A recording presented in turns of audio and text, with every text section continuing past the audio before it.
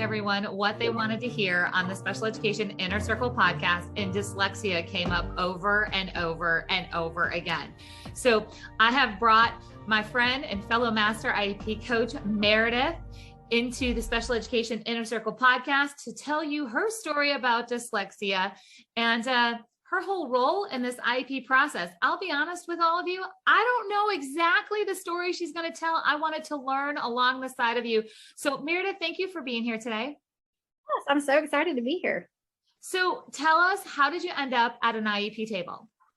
Okay, so I am a special education teacher. I've been doing this for almost about 20 years. So that's my role. I got started because I knew I wanted to be a teacher from a very young age. And then I started having students with lots of issues and problems in my classroom, lots of different special needs students in there. And I wanted to learn how to help them more. So I went back to college, got my master's in special education. So that way I could learn how to help them better. So that is my role at the IEP table as a special education teacher. I love that. And you have a personal connection to special education and dyslexia. So jump right in and start telling us your story. I certainly will. So growing up, I struggled in school. I had a lot of problems. Kindergarten, it was okay. First grade is where my parents started to really see where I was struggling. I have a twin sister, so an identical twin sister. So she was just fine in school and I wasn't doing so fine. And so my parents were concerned. Obviously, went on to second grade. They thought about repeating me, but they didn't, mainly because I am a twin. And that was kind of difficult when you send one on. That's just a whole nother conversation. But I still didn't learn how to read until the very end of second grade, and it really wasn't well. And so my mom was like, okay, well, I think we need some help. And she went into the school and the principals and said, what can we do? And they said, well, we can't, test her, or she can't qualify for special education unless she's failing. Well, my mom's like, that's not going to happen. I'm not going to let her fail. And that was, 1985. That was a long time ago, when that's really kind of what it was back then, special education. Thank goodness it's all changed now. And so that's what happened. My mom was like, absolutely not. But they did get me tested, privately tested. And that's when they found out that I had dyslexia. Well, my mom actually has dyslexia too, and my grandfather. So actually dyslexia is very common that it runs in families. It could be mild all the way to severe cases of dyslexia. So I didn't know that. And I'll totally admit to our listeners here, like, this is not my area of expertise. In the Master IEP Coach mentorship, when I'm teaching Master IEP coaches, I always say you don't have to know everything, but you have to know what you don't know, and you have to know where to, go find the experts.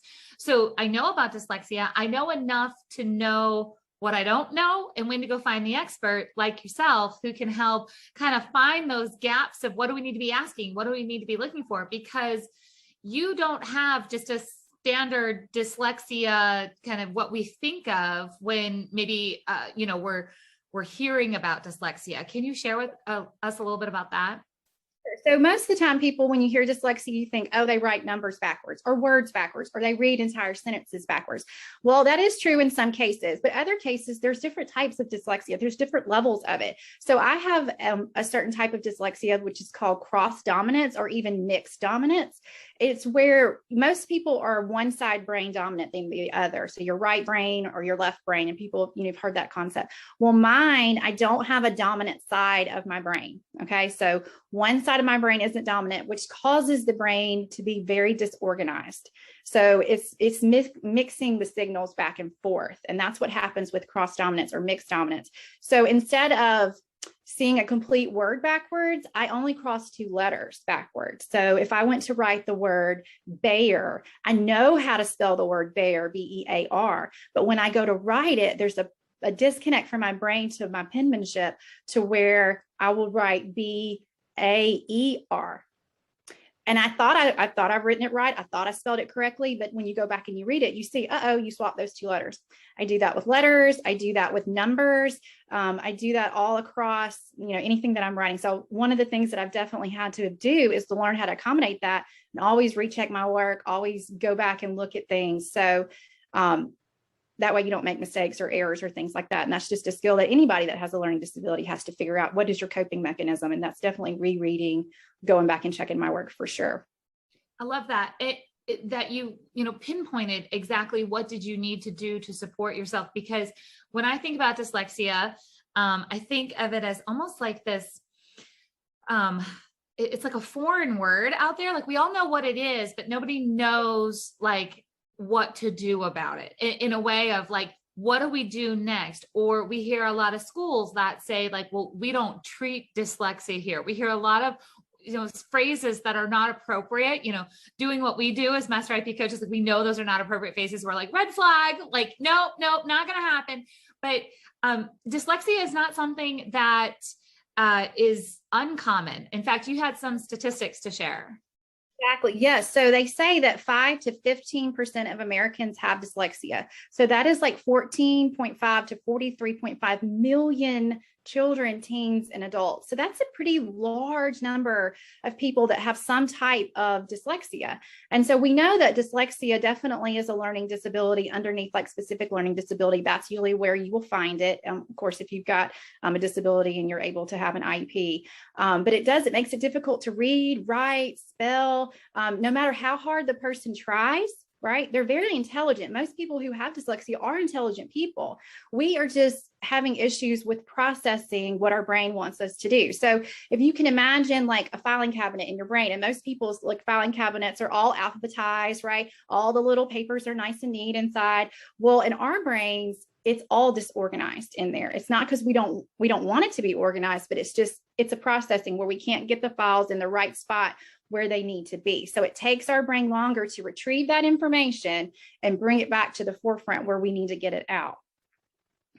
So tell me, you know, there's kind of two things that I want to talk about through a master IP coach lens, or through the lens of, you know, you as a teacher, as somebody who's been in the field a long time. We kind of have two different categories of parents or teachers who are listening. One is the category of, I know this child has dyslexia, and the school system, like, I feel like there's no supports. They're telling me no, the teachers are untrained. You know, it's not that they don't want to help, but they don't have the tools to do it. So there's the one situation of like, I'm stuck. I know my child has it. And then there's the, oh, I've been thinking that maybe, you know, my child has dyslexia, but I don't know exactly what to do next. So can you address kind of both of those? Like if you already have the diagnosis and if you don't? Sure. So what you want to do is, if you have dyslexia, and teachers are very much aware of it, but if not, just bring it to the forefront. It's best practice to help people who have dyslexia to use a multisensory approach when you're teaching, especially if you can get in the early stages. So if you're preschool or kindergarten, you know, most of the time we don't see it until about second or third grade, unfortunately. But if you can see those early signs where kids are struggling to learn their letters and their sounds, in an upper grade, like prefixes, suffixes, they're having trouble rhyming words, that could be, you know, definitely a caution there. It's not just backwards letters, y'all. It's not just reading backwards sounds. It's all these other things that take place. So if you use a multisensory approach, and what I mean by that, like auditory, which is hearing, visual, which is seeing, and kinesthetic, which is touching, it can help send those things that you need to your brain to wake it up and get the learning going. So tactile letters are so important at home. If you have just styrofoam puzzle pieces, get those out. Have your kids trace it with your finger, or even big arm motions to make the letters. It makes those connections in your brain because you're moving. Older kids past that stage, you can sing, you can use auditory text. That definitely helps. You can teach them, how to take notes in a graphic organizer. Those definitely help, as well. And as you get a little bit older, other things like putting the text on the TV, like closed captions, even helps for people who doesn't necessarily don't need it, but it helps you read it. And anytime you can put print in front of somebody, it's definitely helpful. So getting those teachers to know about those kind of things, like that's very helpful inside the classroom. And then any type of one-on-one phonics instruction is really helpful too. When you visually see the word, so you can read the word, and then have them cover it up and have the kids recall the sentence. That's also very important. It helps just trigger that brain to get it working, using that oral language, right? So that's another thing that's huge. Using counters for sounds is very helpful as well, to just train the sounds that you can hear, and then it helps the kids break it up so they can spell it better. So definitely some tools that you can use at home. Anything tactile, anything that you can touch. Flashcards, of course, are definitely helpful, and just putting the sites in front of the kids. It is. So that's easy to do if you're a teacher, right? And things that you can do at home. I just feel like you could keep going. You're like, like a faucet of like, and we could do this, and we could do this, and we could do, and I love that because a lot of people feel so stuck. They're just like, I don't know. I'm not, I don't have this specific curriculum right now, or I don't have, a certain tool. And I think a lot of it in education, when I've had clients who have their children have dyslexia, there is a lot of trial and error to see kind of what makes that connection happen. And then once we figure out what makes that connection, maybe it's the counters for the sounds, or it's the big arm movements of writing letters and doing those things. It's like, okay, well, like we found how to like unlock that kind of connection that happens. So what do we do? What's your first kind of step? We hear the standard things. We know this as like, okay, if you think your child has a disability or is struggling in school, request an evaluation for an IEP. Totally get it. That's traditional advocacy. 100%. You have to do that. Do you have something specific for us with dyslexia? As we always know, that's going to be a process. The schools can't diagnose. They're there for eligibility determination, not an actual diagnosis. So where does a parent go? Where do you recommend first? Outside of the school system? Outside of the school system, what kind of person are they looking for? If you want to find a tutor, that's great. Or somebody to look for to help you outside, to bring it in. If they are trained, there's lots of companies or curriculums that say they're trained in dyslexia. Orton Gillingham, of course, is a great one. I'm trained in Orton Gillingham.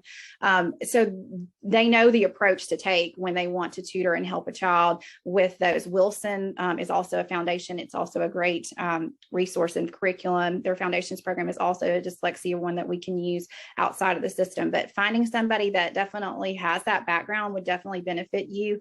Of course, the more practice, the more reading that you do with your child is going to benefit them tremendously. Even, up the chain in high school or middle school, it's so hard when they get to middle school and high school because the texts aren't as engaging. They need pictures to go along with it. And you don't find it as much as in the middle school and the high school to help those situations. But if you can find a tutor that's based with dyslexia training behind them, that's going to give you the most benefit if you feel like your child is struggling in those areas, for sure. I think it's important too for parents to truly understand what we just talked about. There's all different methods. So there's Wilson, there's Orton Gillingham, there's different people who have been trained different ways. And whether your child has the actual diagnosis of dyslexia or not, they may not have that formal label for a very long time. Maybe that's not going to be the label they get, but those methodologies could still help. You can still explore dyslexia type supports without having the label of dyslexia, correct? Oh, definitely. And one thing that's so great about our society now is you can get online, you can get on YouTube. They have sample lessons there that teachers are doing it. So maybe you can't afford a tutor and you're not at that place right now, or you need a virtual because just the situation that we're at. It's out there. Those resources, free resources, are definitely out there. And you can also look on your university pages. If you have a local university, they have resources there. A lot of them have speech and language clinics that have dyslexia pages that you can go to get resources. I know where I am at in Alabama, we have a whole page for dyslexia in Alabama, and there's lots of resources there for parents and teachers to just pull from, so that way you can get ideas to use in your classroom or at home. Oh my God, there she went again. Did you like all the resources just pouring out? I love it. I will make sure that some of those links and some of those recommendations are in the show notes here. Can you tell us, Meredith, a little bit about who do you love to help as a master IEP coach? So this way, if that person happens to be listening, they're going to be like, yes, I want to work with Meredith. So who do you love to help as a master IEP coach? It's so fun I love to mentor and help teachers. That's really where my passion is right now. I do help parents who have struggling, students and needs me to review their IEPs or things like that. I do love that. But my true heart is in helping teachers. So that way they can have a fresh look on an IEP, or just a fresh training to help them understand the IEP process, and who have children that maybe are struggling and they're not as, affluent in dyslexia or other types of learning disabilities, and trying to help them and train them. So that way, when they do have a child with special needs, they're able to write the best IEP that they can. And that's really what my passion is going forward with all of this master IEP coach, for sure. I love it. So remember, if you are thinking about becoming a master IEP coach, again, if you are a parent, teacher, admin, or therapist who wants to change IEPs for yourself and you want to help others, head on over to masteriepcoach.com and you can get further information there. If you're a teacher who's feeling stuck and you're like, I just need that fresh look, I need that support, I need somebody outside of my own district to help me, because, you know, working outside of your district and getting that support on the outside sometimes feels a little bit better to do that. So make sure that you reach out directly to Meredith for that. And again, if you guys would like to join us in continuing this conversation inside of the Special Education Inner Circle, please head over to specialedinnercircle.com and we'll continue our VIP conversation. All right, Meredith, thank you for being here today. Welcome. This was fantastic. I hope I was able to kind of bring a light to those of you to learn a little bit more about dyslexia, and just know that even though children have learning disabilities or types of dyslexia, we can still go on to do just amazing things, right? 100%. I love that. Just remember, everyone, she was struggling with reading. Her mom was her advocate.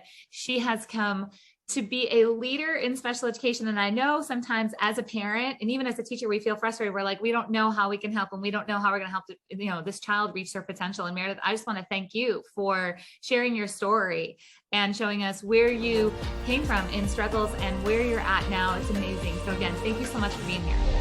Thank you.